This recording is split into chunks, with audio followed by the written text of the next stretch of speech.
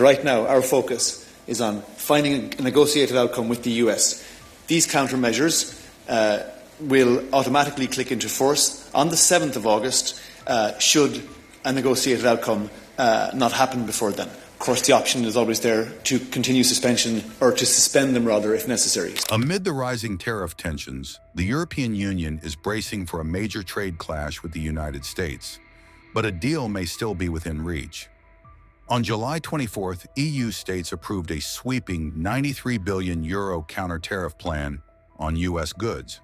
The tariffs would take effect on August 7th if ongoing trade talks with Washington fail to produce a deal by August 1st. The 27-nation bloc's executive has repeatedly said its primary focus is on reaching a deal to avert 30% U.S. tariffs that U.S. President Donald Trump has said he will apply on August 1st.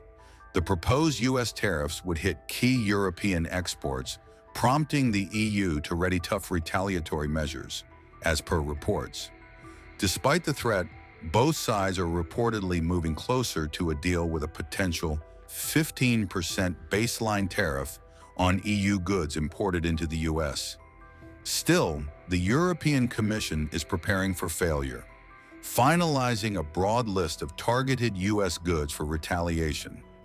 The first wave of EU tariffs would begin on August 7th, with more set to follow in stages if talks completely collapse.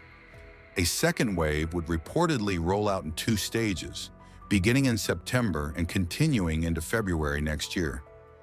Brussels said it prefers a negotiated outcome, but must protect EU interests in case diplomacy breaks down. The European Union said that a negotiated trade deal with the US is still possible, but it's preparing for the worst. Talks are ongoing to prevent 30% US tariffs on EU goods, set to take effect on August 1st, pushed by President Trump. So far, the EU has held back from imposing any countermeasures, despite Trump's tariffs already covering 70% of EU exports.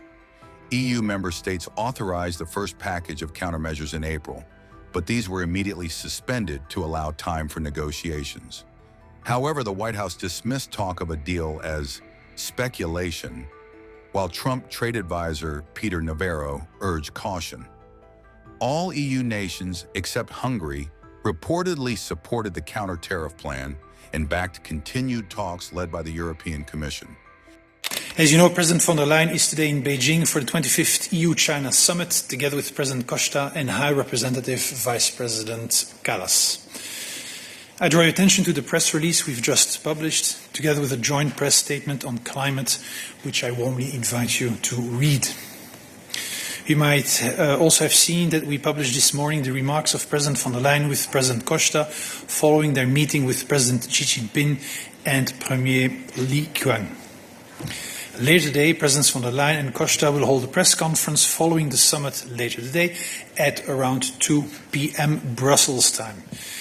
It will be broadcast on EBS, and we will publish the statement of the President as usual.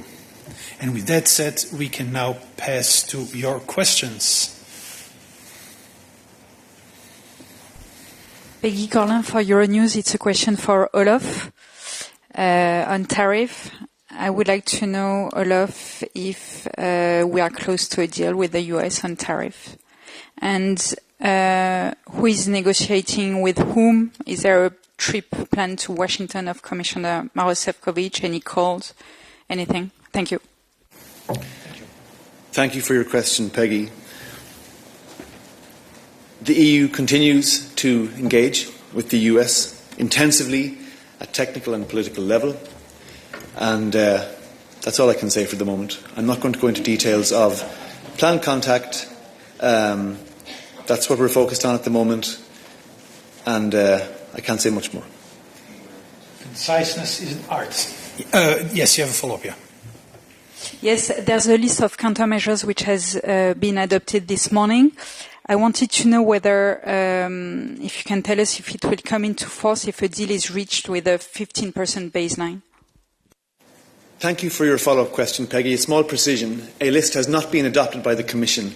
A list has been proposed by the Commission, voted on by our Member States by an overwhelming majority, and will be adopted by the Commission later today, entering into force in the official journal tomorrow. And I cannot speculate as to whether that list will need to be used or not. I can simply repeat that right now our focus is on finding a negotiated outcome with the US. These countermeasures will automatically click into force on the 7th of August should a negotiated outcome not happen before then. Of course, the option is always there to continue suspension, or to suspend them rather, if necessary. So right now we're focused on negotiations. I'm going to say it again. Right now the EU is focused on finding a negotiated outcome with the US. Thank you. Thank you. Razia Akoc, AFP News Agency.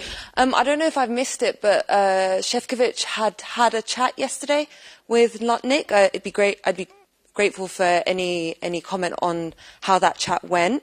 I think it was Besant maybe that said that there's been good progress in negotiations with the EU. I'd like to know if the Commission would agree with that description. And for some of us, this kind of feels like deja vu, where we were getting close to a deal, everyone was positive, especially in Brussels. Would you be able to characterise if it's different from before or not? Feeling more positive? Thanks. Thank you for your questions, Razia. In relation to Commissioner Šefčovič's call yesterday, I don't have any precisions to offer at this point, other than to repeat that intensive technical level and political level contact is ongoing daily. And as regards a deal, an outcome, we believe such an outcome is within reach, and we are working might and main to deliver that for EU citizens, for EU companies, for EU consumers. Thank you. Is it on this? Yes. Hi, Luca Bertuzzi from MLEX. It's actually a mix of trade and tech issues.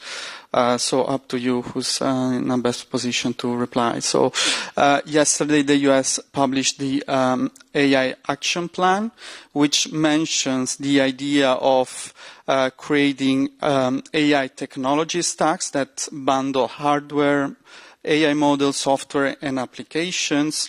It also mentions that the Department of Commerce will create full-stack AI export packages. And I read this together with a statement from Commerce Secretary to the US Senate last month that said that the revamped AI diffusion regime is likely to include a bundling of NVIDIA chips and US cloud providers. So, do you have any reaction to the Commerce Secretary's statement about this potential bundle? If this measure is confirmed, how does the Commission intend to pursue its initiatives on creating AI gigafactories and, more in general, its tech sovereignty ambitions? And if the measure is confirmed, do you envisage any implications for the current trade talks?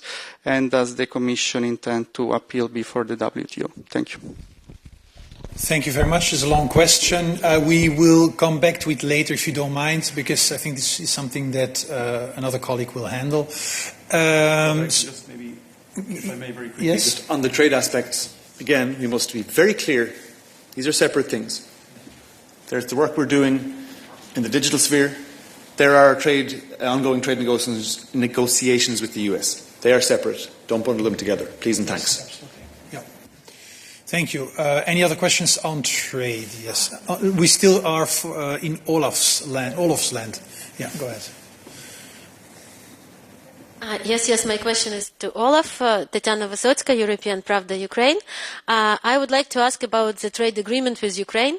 On 30 of June, the negotiations with Ukraine were finished, and this new trade agreement, which is building on the base of DCFTA, free trade agreement with Ukraine, was verified.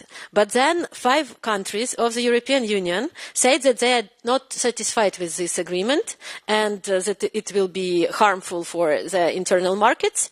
And actually they insist on amending this already negotiated with Ukraine agreement. What is the position of Commission now? So are you going to change something in favor of these 5 countries, which told about that on Agri-Fish Council last week? Or are you going to have it as it was negotiated with Ukraine, and when it will be voted. I know that the vote is planned for September, but maybe you will say something. Thank you so much. Thank you very much for your questions. I'll answer them in reverse order. On timing, I can't give you anything precise at the moment. The vote, that the adoption that will happen, will be done on the text that was agreed. It's not going to be reopened, that I'm aware. So that's the position. If I'm wrong about that, I'll come back to you, but that's how I understand it, certainly. Thank you. Still for Olaf on trade and tariffs.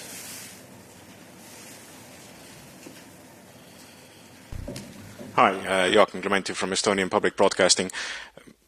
Is this proposed package of countermeasures the kind of final say, or are you considering further options to respond should negotiations not be successful? Thank you very much for your question. As I've made very clear from this podium many times, we are proceeding on twin tracks: negotiation and preparation for the event that the negotiations don't lead to the outcome we want. Right now, this is our top priority: negotiation, finding an outcome with the US that avoids the worst potential tariff pain.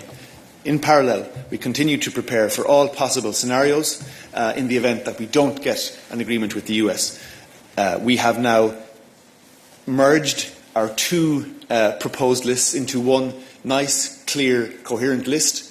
As I said, that has been voted on and approved by Member States. It will be adopted by the Commission today. It will be published in the Official Journal tomorrow, and you can see all the details of it at that stage. As regards other potential countermeasures, we have no intention to bring forward any additional potential countermeasures between now and the 1st of August, which is the negotiating deadline that the US has imposed. Nevertheless, we continue to prepare for all scenarios. All options remain on the table. Thank you very much.